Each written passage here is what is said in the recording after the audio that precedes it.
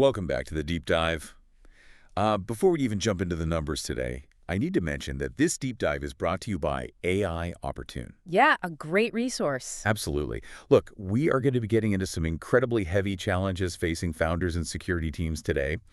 And if you're trying to keep your head above water, AI Opportune is really the go-to resource you need. Right. They provide actionable AI insights and step-by-step playbooks so you aren't just guessing.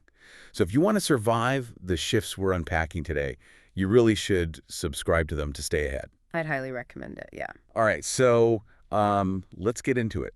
$10.5 trillion. It's a staggering figure. It's frankly difficult to even process. $10.5 trillion. That is the projected global cost of cybercrime annually. Yeah. Just to give you some context on that, if cybercrime were a country, it would have the third largest economy in the world. Right behind the U.S. and China? Exactly. It's an economy of theft and business is booming.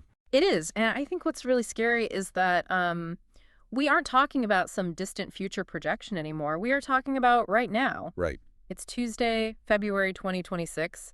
The future is here, and it brought a lot of malware with it. It sure did. The source highlights that attacks are up 15% year over year. But it's not just the volume, is it? No, it's the nature of the attack. Right, because we aren't dealing with teenagers in basements anymore. Exactly. I mean, if you go back 5 or 10 years, you had hackers running scripts. Maybe they were manually probing your network. Looking for an open door or something. Right, just jiggling the handle. But today, the adversary is completely automated. They're using AI to launch sophisticated multi-vector attacks at a scale that human teams physically cannot match. So it's machine versus machine. It is, and if you're bringing humans to a machine fight, you lose. Which brings us to the core problem we're looking at today, the SOC, the Security Operations Center. Yeah. And traditionally, I picture this as the dark room with the cool maps on the wall. The glowing screens. Right, people in hoodies typing furiously, maybe a red light flashing somewhere in the corner. That's the Hollywood version, for sure. But the reality? The reality right now in 2026 is that the SOC is at a breaking point. It is a room full of burnt-out analysts staring at screens that just never stop blinking. They're overwhelmed. Overwhelmed, understaffed, and frankly, terrified. Wow. So the mission of this deep dive is to look at the 3 specific challenges breaking these teams. And the one solution that the data suggests is really our only way out. Which is agentic AI. Right, agentic AI. And I want to be careful with that term because AI has become such a massive buzzword. Oh, absolutely. Everyone slaps an AI sticker on their toaster and calls it a day. Exactly. So we need to define exactly what makes it agentic later on.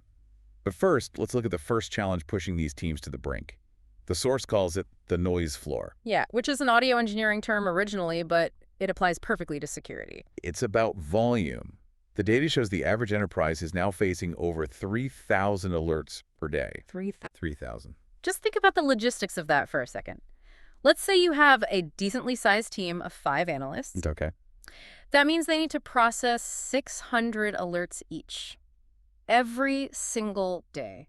Man. Even if they spent 1 minute per alert, which isn't nearly enough time to actually investigate anything. No, you can't look at anything in a minute. Right, but even if you did, that's 10 hours of nonstop work. No breaks, no lunch, no bathroom. So it is just mathematically impossible. It is mathematically impossible to give each of those alerts the attention they need. And the result of that is terrifying. The stats say nearly 40% of these alerts go uninvestigated. Yeah. They're just ignored. They have to be. That is the noise floor. You tune out the low-level static because you're trying to listen for the big explosion. But the attackers know that. Sophisticated attackers know exactly how this works. They know how to hide in the static. They generate low-level noise specifically to mask the actual breach. Wow. So the attack that costs you $10 million. It's often hiding right there in that pile of uninvestigated alerts. The old needle in the haystack analogy is actually too generous. Oh, yeah. It's more like a haystack made entirely of needles. Made of needles, and you have to find the one that's poisoned. That is a vivid way to put it. And accurate. And for small teams, manual triage, having a human physically look at every alert is dead. You just cannot hire enough humans to solve a 3,000 alert a day problem. Which perfectly segues into the solution the source outlines, agentic AI. Right. Now, challenge me here for a second. We've had automation in security for a decade. We have. We've had SOR platforms, security orchestration, automation, and response. How is agentic AI any different from just a really good script? That is the crucial distinction to make. Traditional automation is deterministic. It basically follows a flowchart. Like an if-then statement. Exactly. If the firewall sees X, block IP Y, it's incredibly rigid. If the attack deviates even slightly from that script, the automation fails and just throws it back to a human. So it's like a train on tracks. It goes where you tell it, but it can't steer. That's a great way to put it. Agentic AI is different because it has autonomy. It operates with a goal, not just a script. Okay. You tell the agent, investigate this anomaly, and it figures out the steps on its own. It can reason, it can plan. Give me an example of how it reasons. Well, it can look at an alert, say that's weird, go check the user's email logs, cross-reference it with their badge swipe data to see if they are even in the physical office, Oh, wow. and then make a decision based on all that context. So it's actually doing the job of a junior analyst. It's not just running a macro. Precisely. It's a force multiplier. And the primary technique it uses to handle that noise floor we talked about is called clustering and correlating. Break that down for me. What does it actually look like in practice? Okay, so in a traditional setup, let's say a hacker tries to brute force a password. Then a minute later, they scan a port. Then they upload a file. Okay. That might generate 50 separate alerts in your system, 50 buzzing phones, 50 tickets. Which just adds to the noise floor. Right. But agentic AI looks at the timestamps, the user identity, the IP address, and it reasons, wait, these aren't 50 separate problems. This is one attack sequence happening in real time. Oh, I see. It collapses the noise. Instead of 50 pings, I get one incident report. Correct. And then it applies dynamic risk scoring. This is the stuff we see in platforms like ReliaQuest GreyMatter or CrowdStrike Falcon. Right. They don't just look at the technical severity like, is this a virus? They look at the business context. Because context is everything.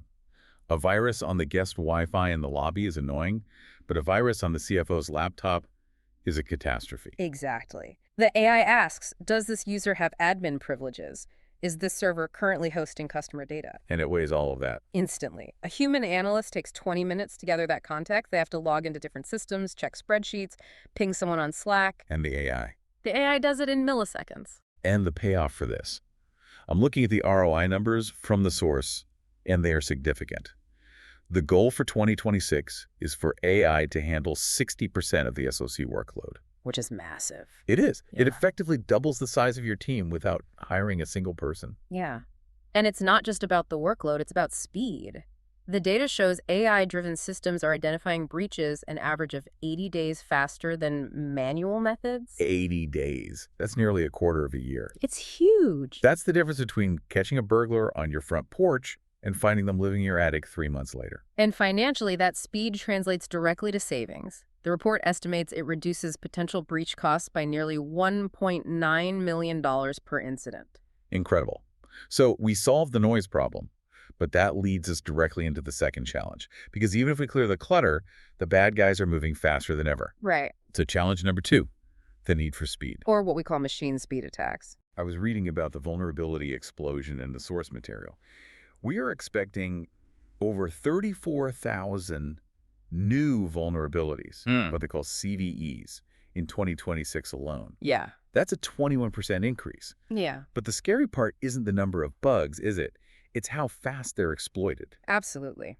It used to be that a software company would release a patch, and you'd have a few weeks to install it before the hackers figured out how to exploit the bug. You had some breathing room. Exactly. Now, attackers are using AI to scan the entire internet for that vulnerability within minutes of it being published. Minutes. So it's a race. Yeah. And the attackers are in a Ferrari, and we're, what, putting on our shoes? We're still trying to find our car keys, honestly. You Well- simply cannot beat an AI scanner with a human patch management process. It's impossible. Yeah. And this is exactly why the industry is screaming that signature-based detection is dead. I hear that a lot. Signatures are dead. But for the non-technical listener, what does that actually mean? Think of a signature like a mugshot. Traditional antivirus works by comparing files on your computer to a massive book of mugshots of known viruses. Okay. If it matches the mugshot, it blocks it. Simple enough. If you look like a known bank robber, you don't get in the bank. Right. But AI allows attackers to change the face of the virus instantly. Oh. They can rewrite the code slightly so it does the exact same bad thing, but the digital fingerprint, the signature, is completely different. So you can't print mugshots fast enough to keep up. Exactly. So if we can't look for the mugshot, What do we look for? We look for behavior. You stop asking, who is this? And you start asking, what are they doing? Give me an example of that in the real world. Okay, let's talk about the identity crisis. This is one of the most shocking stats in the report. In the modern enterprise, the ratio of machine-to-human identities is 82-1. Wait, hold on. 82-1. Yeah. So for every one employee like me, there are 82 robots. Essentially, yes. APIs, service accounts, bots, cloud containers, your payroll software talking to the bank, the Slack bot talking to the calendar. The smart thermostat talking to the network. Exactly. These are all identities with login credentials, and they are the perfect target because nobody monitors them like they monitor humans. So the hacker isn't trying to phish my password anymore. They're trying to hijack the API key for the thermostat that can connect it to the main server. That's exactly it. And that thermostat doesn't have a mugshot. It's allowed to be there. So you need behavior-based defense. You need to know what normal looks like. Right. The AI knows that the thermostat usually sends tiny packets of data once an hour. And if that thermostat suddenly starts downloading gigabytes of data at 3:00 a.m. The AI flags it immediately. It doesn't matter that the credentials are correct. It doesn't matter that the signature is clean. The behavior is wrong. Wow. This is where tools like Microsoft Security Copilot or Darktrace come in with adaptive MFA. Adaptive meaning it changes based on the situation. Right. Standard MFA is a gate at the front door. Once you're in, you're in. You proved who you are, God. But adaptive MFA is like a security guard following you around inside the building. Okay. If you log in from New York, and 5 minutes later your connection routes through an IP in North Korea, or you start accessing files you've never touched before, It flags it. the system locks up and demands proof of identity again right there. So it's continuous validation. It assumes you might have been compromised after you logged in Exactly. It's moving from a fortress mentality where you just try to keep the bad guys out. to an immune system mentality. Yes. Detect and neutralize the infection instantly, even if it gets inside. I really like that analogy. But all of this technology, agentic AI, behavioral modeling, continuous validation, it sounds expensive. It is an investment. And that brings us to the third challenge, the one that usually kills these projects before they even start. The boardroom problem. Challenge number 3, translating security to English. Or specifically, proving ROI to people who don't know what an API is. This is where the chief information security officer usually fails. They go into the board meeting and present a slide deck full of technical metrics. Right. We patched 5,000 vulnerabilities. We blocked 10,000 malware attempts. And the board just looks at them and asks, okay, that sounds great, but are we safe? And if the CISO says yes, they are lying. And if they say no, they get fired. It's a lose-lose situation. Because the board doesn't care about zero breaches. They know that's a fantasy. Right. They care about risk. They care about money. So the conversation has to shift to CRQ, cyber risk quantification. Now that sounds like pure consultant speak.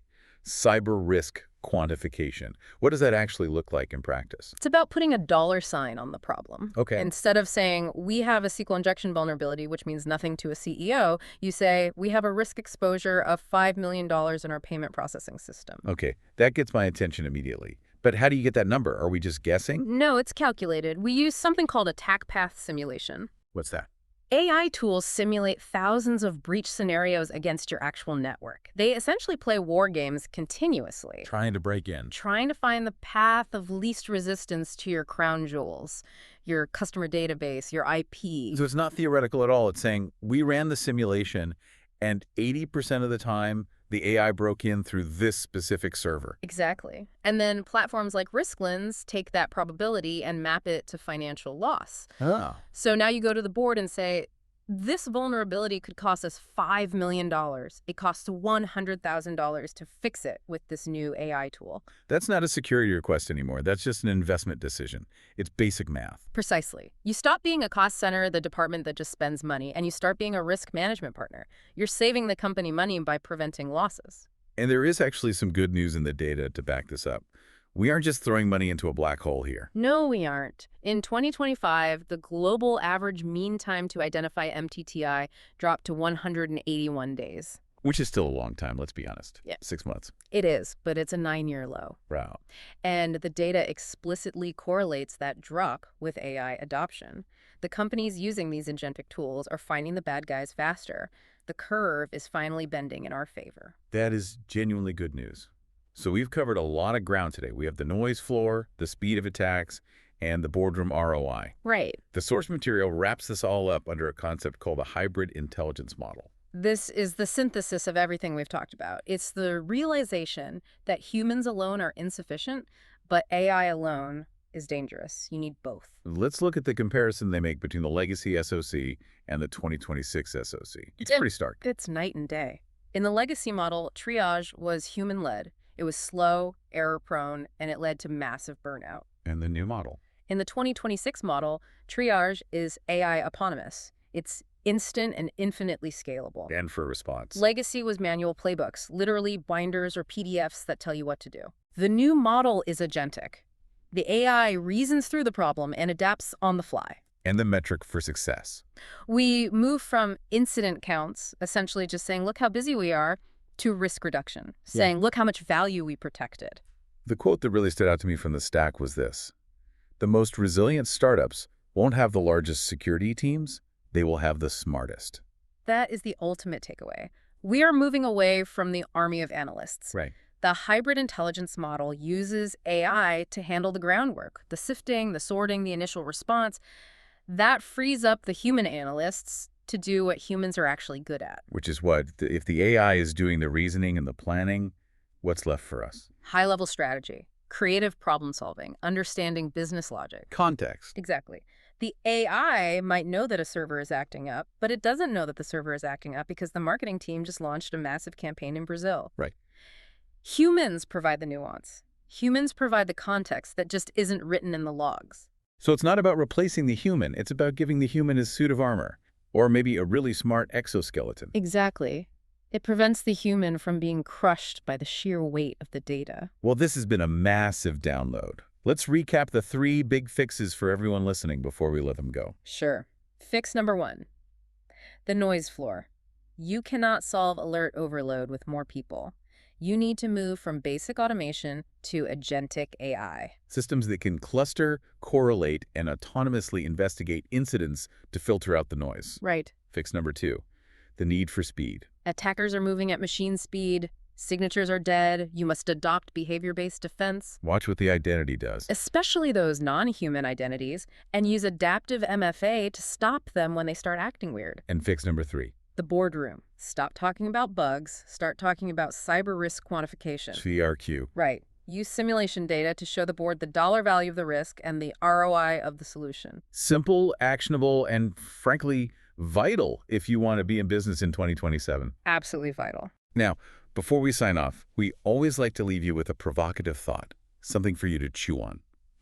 And this discussion about agentic AI really has me thinking about the future of the analyst. I have a feeling I know exactly where you're going with this. Well, we're building defense systems that are autonomous agents. They can reason, they can plan, they can act completely without us. Yeah. And right now, we're celebrating that they can handle 60% of the workload. But as that number creeps up to 80%, 90%, here is the question. Okay. If the system is doing the thinking and the acting, at what point does the human analyst stop being the pilot of the plane and start becoming just the passenger? That is the ultimate question of the AI age, isn't it? Are we in the loop, on the loop, or eventually out of the loop? Yeah. And if we are out of the loop, do we actually trust the machine to make the kill decision when the stakes are incredibly high? Something to think about while you're setting up your adaptive MFA? A huge thank you to our sponsor, AI Opportune, for making this deep dive possible. If you want the detailed playbooks on everything we just discussed, definitely check them out. Great resource. And thank you to you, the listener, for diving deep with us today. We'll catch you next time.